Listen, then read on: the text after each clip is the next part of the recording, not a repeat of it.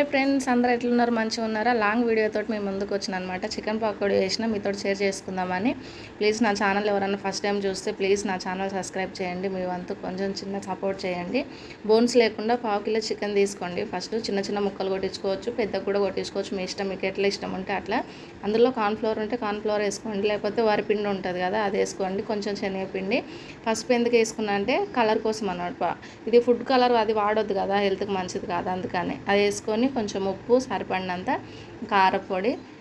కారం మంచిగా అంటే ఎక్కువ తింటోళ్ళు కొంచెం ఎక్కువ వేసుకోవచ్చు. వంట సోడా కొంచెం, ఎందుకంటే మరి ఏమంటారు క్రిస్పీగా వస్తాయి. అండ్ క్రిస్పీగా అంటే మంచిగా ఉబ్బినట్టు వస్తాయి అన్నమాట. అందుకని ఇంకొక గుడ్డు కొట్టేసుకోండి. గుడ్డు కొట్టేసి మంచిగా మిక్స్ చేయండి, మొత్తం కలిసేటట్టు. ఛానల్ సబ్స్క్రైబ్ చేయండి ఫ్రెండ్స్ కొంచెము, ఎందుకంటే సబ్స్క్రైబర్స్ రావట్లేదు. ఇక చూసిరా మంచిగా ఇట్లా మిక్స్ చేసుకోండి. కరివేపాకు కూడా అందులోనే వేసుకోండి.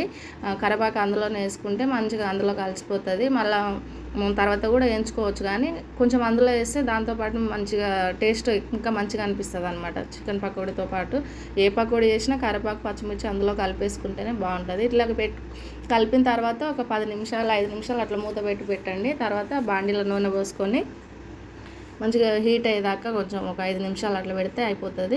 ఇక ఇప్పుడు 10 నిమిషాలు నానబెట్టినాం కదా, నానబెట్టినాక అందులో పచ్చిమిర్చి కట్ చేసి వేసిన అనమాట. చిన్న ముక్కలు కావాలంటే వేసుకోవచ్చు, కొంచెం పెద్దగా అంటే నాకు తినేటప్పుడు నోటికి తలగాలని పెద్దగా కట్ చేసి వేసిన అనమాట. ఇట్లా కట్ చేసి మొత్తం కలిపి ఇంకా ఇప్పుడు నూనె కాగిందో లేదో ఫస్ట్ కొంచెం అంత వేసి చూసుకోవాలి. మొత్తం అంటే ఒకటేసారి కాగకపోతే అవి కాలవు కదా. కొంచెం మీడియం సైజ్ మంట పెట్టి పకోడీ అందులో వేసి ఎంచుకోవాలి. బయట తింటే మనకి హెల్త్ ప్రాబ్లమ్స్ ఫ్రెండ్స్, ఎందుకంటే వాళ్ళు నీట్గా చేయరు. మనకు చాలా చూస్తున్నాం ఈ మధ్య, మనము ఫోన్లో అయినా టీవీలో అయినా న్యూస్లో అయినా అట్లా బయట ఫుడ్ ఎంత అవాయిడ్ చేస్తే అంత మంచిది. ఎందుకంటే మనం పానం మీద తెచ్చుకోవద్దు కదా. మనకు సాధ్యమైనంత వరకు మనం చేసుకోగలిగి తినేంత వరకు ఇంట్లోనే చేసుకొని తినండి, బయట మాత్రం తినకండి. అంటే బయట అంత టేస్ట్ ఉండకపోవచ్చు, కానీ ఇంట్లో చేసుకుంటే మన హెల్త్ మనం కాపాడుకున్న వాళ్ళం అవుతాం అనమాట. ఇంకా చూసిరా, అంటే ఇది ఫస్ట్ ఇట్లా ఒకసారి వేగిన తర్వాత తీసుకున్నా, మళ్ళీ సెకండ్ టైం కూడా వేయించుకుంటాను అనమాట. ఇట్లా 2 వాయిలు వేసిన అనమాట 1/2 కిలో, ఎందుకంటే 1/2 కేజీ తెచ్చి 1/2 కిలో బోన్స్ కర్రీకి తీసేసి మెత్తటివి పకోడీ వేసిన అనమాట. ఇట్లా మంచిగా వేయించుకోండి, మీడియం సైజ్ మంట మీదనే వేయించుకోండి.